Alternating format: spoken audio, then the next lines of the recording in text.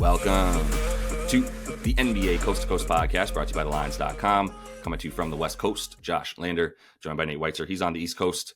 And we've got Playa Props on Friday to close the week out with you guys. 7 games in the NBA tonight that we're choosing from here. We've got another episode up alongside these Playa Props. That one has best bets with some sides and totals looks for you guys. We got both episodes coming to you each and every weekday this season, so make sure you are subscribed to that page. Go ahead and give the video a like if you guys are getting some help with these picks that we're bringing you this season.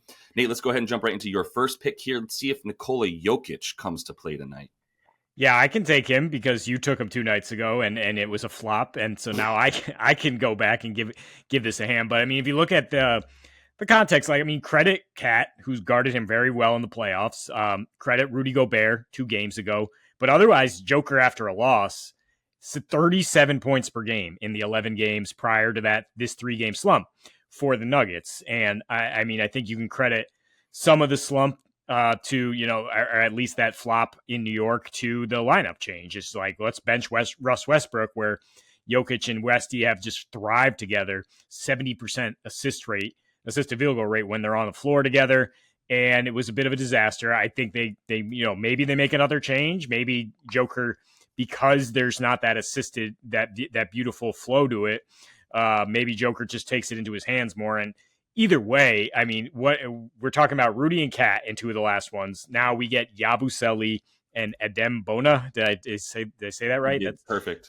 He's a something at this point. I think Joker, he's got to take it into his own hands. They're not going to lose 4 in a row. Hell no. That's why they're 10-point favorites here in Philly, despite the fact that Philly's been playing well. And that's the thing that actually gives you some confidence, is like when Joker's forced to play more minutes and to take it in and actually challenge, like he's going to score. I mean, he had 27 in 30 minutes and they beat him by 35 in Denver. And now Philly back home for 4 straight, have played well. Like I said, 4 straight wins, right? 28, still allowing plenty of assists, still allowing a pretty high field goal percentage. Joker just did whatever the hell he wanted in that one, though. 100% field goal on his post touches, 70% when he got into the paint. So, yeah, if he can get 27 in those 30 minutes, ramp that up a little bit because Maxi's playing so well. Maybe it's a parlay together. I was able to hit that last week when they were in Denver, even though they lost so badly. I was like, Maxi's going to get 25 with this shorthanded team against the Nuggets team that continues to struggle against lead ball handlers. Brunson 30 and 15 last time. Like, damn.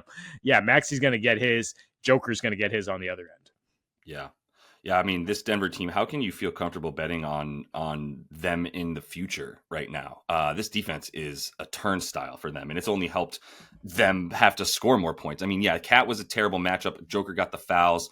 Then Cat got the fouls. That game was a disaster. But I will say, yeah, Brunson assist was great. This one for Jokic, like, who gonna stop him? I mean, that was my first thought. I'm almost just like, for this bet, it's way better that he had a horrific, didn't even get 20 points against the Knicks in the last game. This would be at 30.5 if he had gone off against the Knicks, right? Because Yabu doesn't come up to his shoulder. Adem Bona, it's just hilarious to think if Adem Bona played on the Celtics and then Celtics fans had to talk about Bona. But yeah, that would be amazing. So anyway, I love the Jokic play. Let me go to another god, Kyrie de God, the point god. Over 2.5 threes, though, rather than the 24.5 or 25.5 points. And I'm going to ladder that to get 4, to be honest with you. He's been taking a lot lately, and that's what I like here. And I love the matchup, but the 2.5 has a great hit rate. It's gotten nuked down to like minus 135, which honestly, I would still pay the juice. I don't love doing it on threes, but the 3 threes, like I have him projected to take at least 8, if not 9 or 10 threes in this game. That's the shot that's most available against Detroit. So just starting with the hit rate here, we've got Luka out, we've got Lively out, and we've got Kleba, and we've got Dwight Powell out. So also, side note, I mentioned this in the best bets, PJ Washington probably going to continue to be a good bet on the PR. Not the best matchup rebound-wise, but the Pistons do give up a ton to power forwards in terms of the points. So I think I'd be looking at him for that stuff. There's just no way he doesn't play at least 38 minutes. Again, they don't have bigs. It's him and Olivier Maxence Prosper, if you for everyone's household favorite young Frenchman. But he's over in 12 of 18 games when he's played without Luka and without Luka alone, 2.9 threes per game without Luka. You throw Lively in there, it's about 3.2 threes per game, pretty similar hit rate there. He is the exact guy that you want to attack the Pistons with. They give up the 10th most points per game to pick and roll ball handlers. And by the way, this is not a bad defense. It's reminiscent of the Cavs defense, if we're being honest, when JB Bickerstaff was there with the Cavs, which is pretty suffocating at times. But if you are a good pick and roll ball handler player, or at least a good playmaker ball handler, you can get into your spots. And that's what I expect for Kyrie, is him just slithering his way to different 3-point shots. It's really all about the pull-up, right? They give up the 6th highest frequency of pull-up shots for Detroit.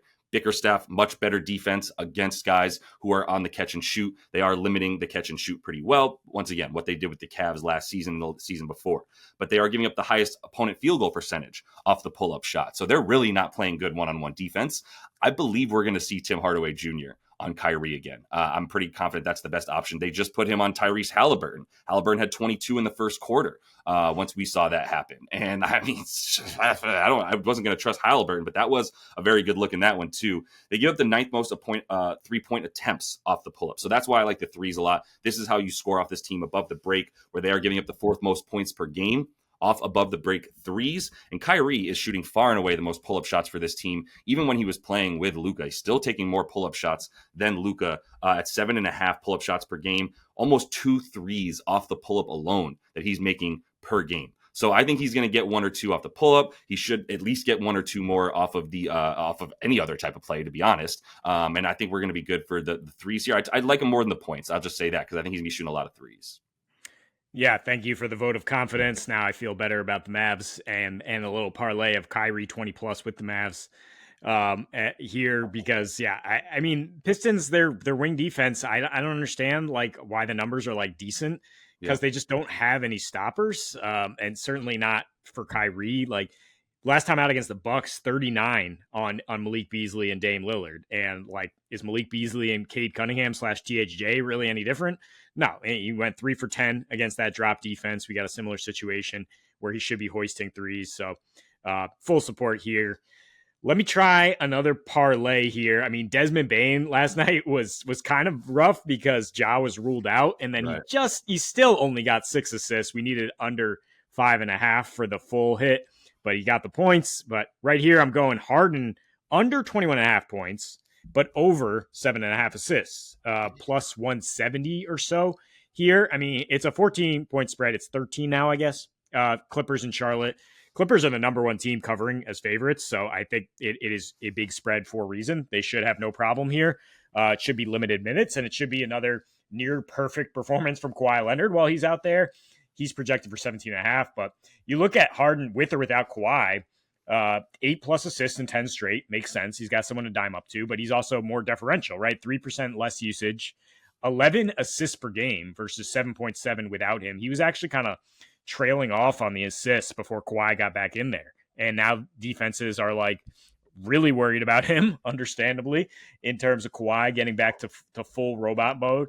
And so Harden has been able to dime up more, for sure. I mean, and you look at the spread, last 4 when it's been -6 or higher for the Clippers, all under, averaging 18.5 points, still getting plenty of dimes. Under in 4 of his last 6 with Kawhi active is Harden. And the matchup, I mean, Hornets, who have pretty much like called it a season here early. I mean, sitting everybody, like they lost by 21 to the Nets. So do you really expect this to be competitive in any way? And if Harden can do whatever the hell he wants, like maybe he has more fun with these drop dimes down to Zubac. We're looking at a team that just gave up 40-20 to AD. So is Shaq going to eat? Most certainly. So he might be rolling in there against the team that gives up the most assists to point guards in the last 15. Look at some recent lines. Yeah, Bron had 8 dimes when AD was dominating. Ja went 16 and 13, so not attacking the rim, just being like, I can spread it out here. D'Lo only 6 points in that blowout win for the Nets. I mean, he didn't play that many minutes, but maybe Harden doesn't either. And for what it's worth, last trip to Charlotte, 6, and 10 in 36 minutes. So 6 points in 36 minutes. He's just like, these guys are not worth my energy. I play almost every night. I take plenty of step back threes when it's needed, but right now I'm just going to dime up. Yeah, I mean, I'm not going to try to get into the mind of that man, but that would be the logic that I would use for sure if I was going to, which is just lackadaisical, just fling it over to other guys for the assist, just kind of look cool that way. It's almost like when you're like so much better than everybody else on the court, you're like, I'm not even going to handle this light work. Let me just feed my guys and show how much better I can control the game without even scoring. There's that kind of thing, right? Like he needs to put the video game on hard mode because it's currently on rookie, right? Essentially with the settings. So they're an embarrassment. Charlotte's an embarrassment. The Nets are an embarrassment. The Wizards are an embarrassment. The fact that the Charlotte got smacked by the Nets makes them now the biggest embarrassment. It's going to go Charlotte, then Washington, then Brooklyn. It's just a mud stain on the league. But what are you going to do? Go ahead and get Cooper Flagg if you can. He's really freaking good if you're watching Duke basketball. Kelly Oubre, Tsunami Papi, going to be my final play here. Over 2.5 dimes. Everybody wants to talk about the points and the rebounds. I'm not really trying to mess with it. I'm taking assists here. I know it sounds gross for a guy who, Tsunami Papi going to do Tsunami Papi, but at the same time, he is second in touches with a bullet. And I just don't want to trust him to have to score. But he is the second dude now. It's like not even close. It's not Kyle Lowry. It's not Reggie Jackson. None of those dudes are getting minutes anymore, finally. Nick Nurse is at least playing guys like Jeff Edwards and guys that are going to be a little bit more easy to play alongside with Kelly Oubre. He's the starting two guard. I mean, Eric Gordon's just a spot up shooter. I think he takes like 6 dribbles per game because he's not expected to do anything outside of the 3-point line. So this is, once again, Kelly Oubre in transition versus a team giving up the most assists per game on the season. When you look at Kelly, when he's played without PG or Joel Embiid on the floor this season, he's averaging 5 assists per 36 minutes. He's playing 38 minutes per game without Joel and Paul George on the floor in the game or available. So that's really what this comes down to is what he's done all season. He's gone over this number now in 6 of his last 7 games. This has been even better hit rate for him on all the games without these guys. He's at a 72% hit rate right now, not hitting 3 assists in 4 games that he's played 15 of them without these guys. So really, really nice hit rate going over 3/4 of the time. This wasn't easy. Like this is 2.5.